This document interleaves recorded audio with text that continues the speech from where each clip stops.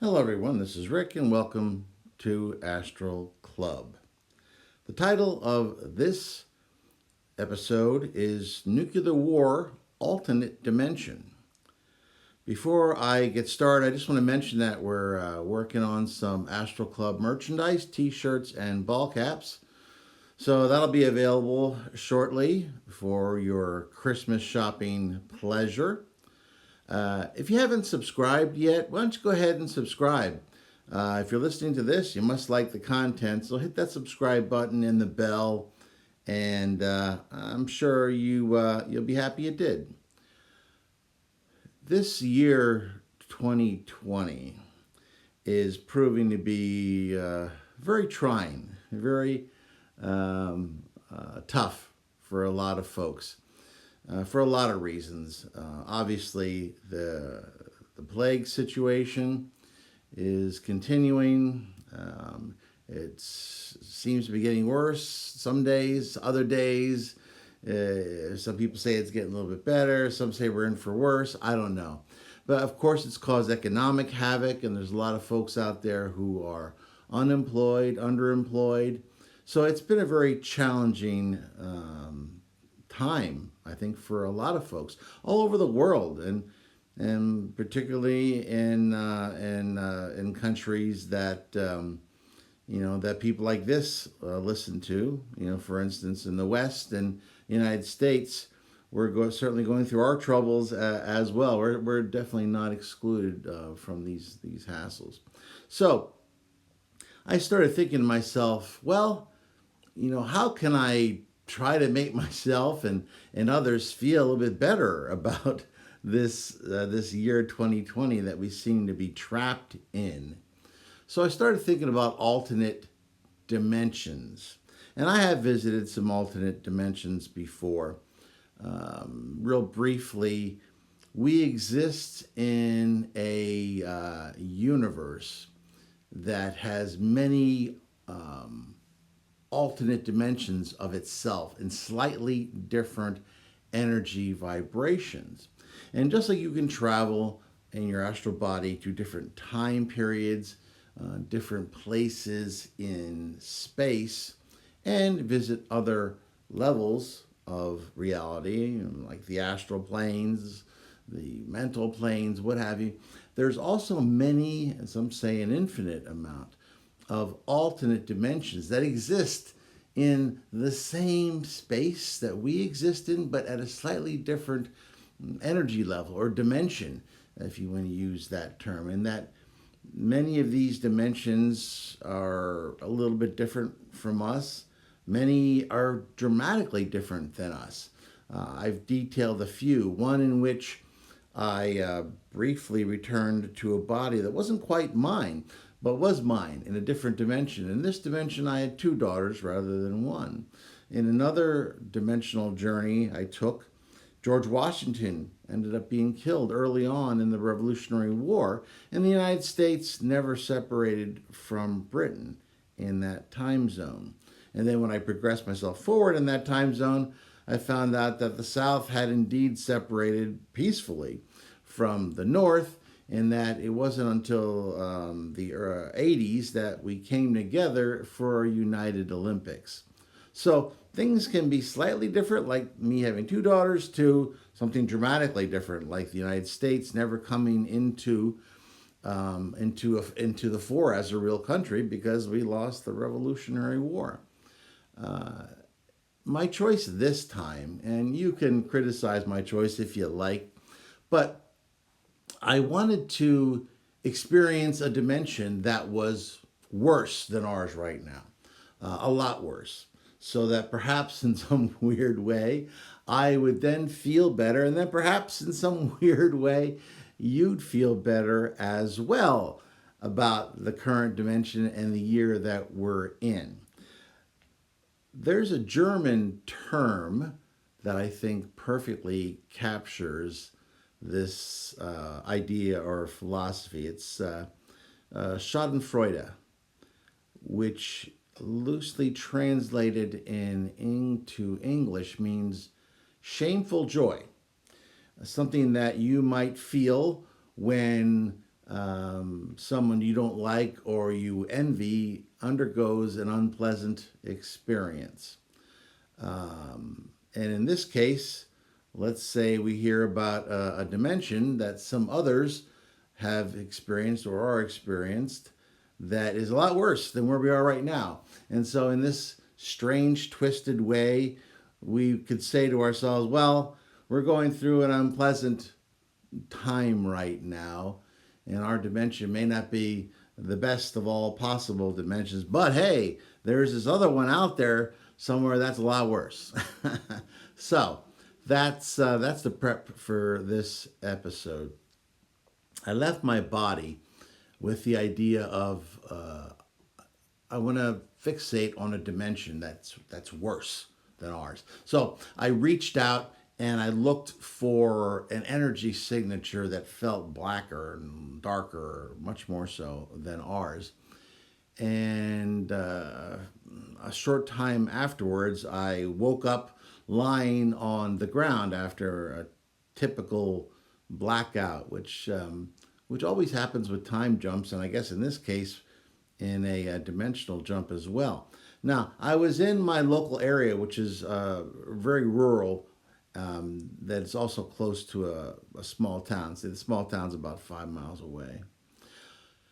And when I came to, at first I thought that perhaps I wasn't successful because I recognized the same basic area, but that only lasted a few seconds because as I looked around, the farm that I had originally started the projection from was still there, but it had fallen into disrepair. Instead of this neat barn and with the animals and everything well organized, it was a wreck, and I didn't see any animals laying around anywhere. I looked about, and in general, I could recognize the mountains and what have you, so I knew I was in the same basic geographic place, but things had gotten a lot worse. I didn't see anything that showed sign of an active habitation. I was going to start flying, but I wasn't able to. And that could be a number of reasons why. I don't know, something about this dimension, something about my energy signature. So I had to start walking. And as I started walking, I found the road, which was very cratered, lots of potholes and moss everywhere growing up out of the area, breaking up the road, bedrock and macadam. So I was able to follow that, make my way around a variety of rubble and dead branches and other foliage that was intruding upon the whole area. Luckily for me, I wasn't subject to any type of fatigue or what have you. My body looked very much the same, and I looked very solid, which I decided to clothe myself in a sweatshirt and a pair of jeans. Whenever I'm in a strange dimension, I like to come up with something like that because it's fairly plain. It's one of the easier outfits to try to pass when you're in somewhere you don't know what to expect. As I was walking, I was walking towards this. I was using this side road to get to the major road in my area because from there it was a few miles into town. And as I was walking, I didn't notice a lot of wildlife, and I didn't notice any people. I noticed some abandoned cars, and I noticed the few houses that are around seem to be in disrepair. I didn't see evidence of anyone actively living there. So I finally got to the main road, which didn't have any traffic on it that I could see, which is very unusual because it appeared to be midday in that dimension, and usually this road is very well traveled. So I knew something was obviously up. Something bad had obviously happened to this world. I decided the best thing to do was just to walk into town and see if I could find some civilization there. I mean, it would make sense that if there was some sort of a disaster or a breakdown of some sort in our society, it would make sense that some of the more rural areas might be abandoned because, without our beautiful transportation system, it's hard to supply places that are further out into the country. Remember, we take it for granted that we hop in a car and then we spin up to a place 10, 20, 30 miles away. Heck, I commute a large amount every single day. In a dimension where transportation wasn't easy anymore, I wouldn't be able to do that. Trips like I make every day might be a trip you make once a year to a festival, for instance. So I'm walking alongside the highway, just minding my own business, when this police car starts making its way down the road.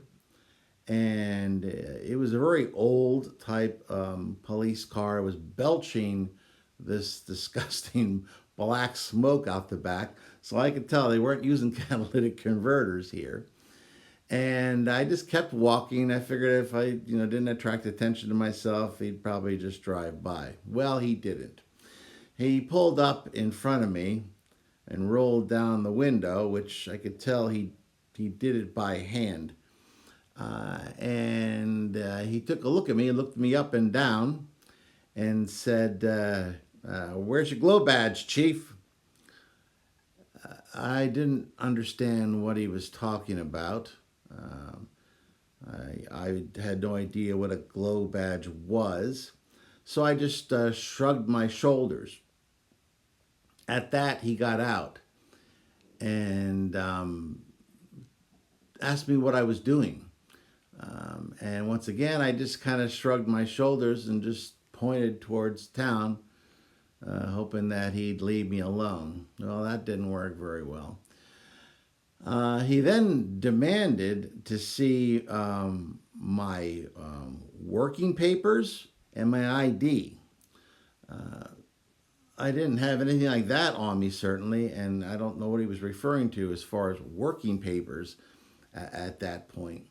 So I just started walking again, and that's when he pulled his gun and told me to get down on the ground. And he started frisking me down, and he could feel my body, but there was nothing for him to feel. There was nothing in my pockets or what have you. So he ordered me to get up, put me against the car, and told me to get in the back of his crappy little police cruiser. I hesitated, and immediately he pulled his gun and put it to my head and said if I didn't get in the cruiser, he was going to blow my brains out right then and there. And I could tell he was serious, which, to us, and certainly to me at the time, was an extreme reaction. I hadn't said a word because, well, number one, I guess I wasn't even sure if I could talk at that point. But I also decided that it would be best not to contaminate this dimension with anything that I might say, and that it might be best just to not talk at all or to get myself into any sort of trouble.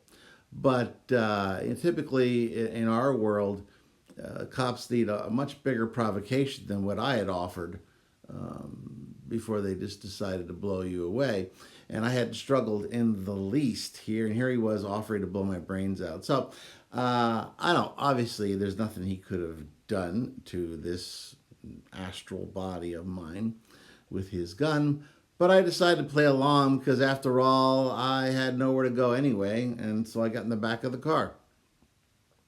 As he was driving me in the direction of town, which is, after all, where I wanted to go anyway, I continued looking out the window and saw just abandoned stores and abandoned houses that, in my dimension, are occupied. And as we started cruising into town, he got on this CB radio thing and reported that he caught what he thought was a camp escapee, and that he was taking me in for questioning. As he was talking, I scanned his mind and found out that it was the same year that we're experiencing right now, but this dimension was very difficult. In his mind, I could see that in 1983, and at some point during that year, there had been a massive nuclear exchange between the Soviet Union and the U.S. I know he believed that the Soviets started it, and I got a sense that the Soviets thought we had started it. In either way, it doesn't matter because there was massive devastation. Many millions had died in this exchange. And in the following year, billions died of starvation, radiation, you name it. There had been massive die-off of plants and crops because of the weather had turned very cold and had stayed that way for a number of years. The world that we lived in was very different. He thought that I was some sort of an escapee from a work camp. Notably, everyone in that world wore these little, what they called glow badges. And I could see it on his uniform that when he had arrested me and got out of the car, he had like a little square plastic badge that had a clear window on it, and that if it turned black, that was bad. It means you received a radiation dose that was harmful, and that everyone had to have these glow badges. In addition, most areas of the United States still had large populations of people who were in work camps, who worked at a variety of tasks and were then fed by the government. And that if you were outside of a work camp, you had to have working papers, some sort of orders that detailed the work that you were doing, and that allowed you to leave the immediate work camp. Everyone also had ID cards as well. Since I had had none of these things, that I was automatically suspect as some sort of an escapee, which is probably why he felt he had every right to blow me away if I didn't comply with his orders. I think in this world, unlike our current world, there wasn't any worry about political correctness. That they were looking to continue to survive, and they're trying to scrape society together. So they weren't worried about words or insults. They were worried about trying to keep each other alive and civilization going to some degree. When I didn't speak, he used an R word about me. And he had no problem using it. We used to use it when I was a kid, and I guess we didn't really think about it. And it refers to people who are a bit slower. I mean, I won't even use the word. And certainly if you use the word today, you'd get yourself into trouble. But like I said, he didn't have any problem using that word. When we finally arrived where he was taking me, it was a rundown building that I guess functioned as some sort of a holding cell. And he took me in there and threw me into the cell, and there I waited, I guess, for some sort of eventual pickup.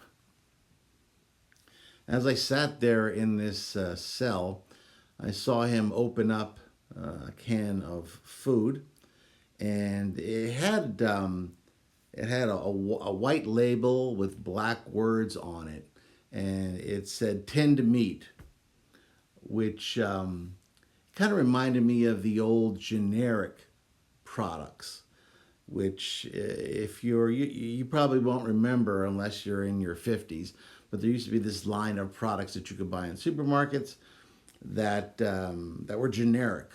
And they were cheaper because they didn't have any branding or any labeling. So he started cracking this thing open and started eating the food. It looked to me like it was some sort of mystery meat he was just scooping down. He didn't offer me anything, not that I could have eaten anyway. But after I was locked up, he just continued to ignore me and do his own thing. I couldn't help but think about 1983 because that was the year, I guess, in this dimension that the world was destroyed. Meanwhile, in my dimension, I graduated from college. And I couldn't help but wonder if there was a me in this dimension. And if so, was I alive? Was I in some work camp somewhere up north? I don't know. It got me thinking. I decided to scan his mind a little bit more, and he had a wife, but his children had died a long time ago. And he was a basic shell of a man who was just going through the motions, performing this job because he didn't want to end up in a work camp too. So this was a very, very grim world. The population had been dramatically decreased. And certainly this town that I find myself in, just from the short ride I had in and walking into the building, to the jail cell, it was just a scattering of population and people, and dilapidated buildings, dilapidated streets. It was certainly a very grim alternative, and I think if anything, as I was waiting there in that cell, I thought that wow, the dimension that we're in right now here in 2020 isn't all that bad. Yes, we are suffering as a people. We have this plague that we're dealing with, but I think we can beat it if we work together. Yes, there's economic turmoil right now. A lot of folks who are unemployed, but they're alive, and things will get better. So I think in some strange way, by exposing myself to this alternate dimension, I felt better at that time about where my home dimension was and how we were doing. And I feel better now about how we're doing. At least we have hope. I didn't sense a lot of hope in that cop. I didn't. It was a very grim world.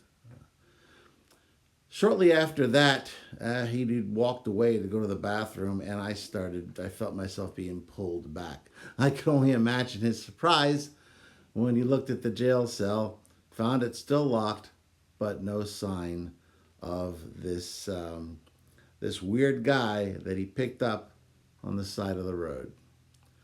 Well, that was my little dimension story here.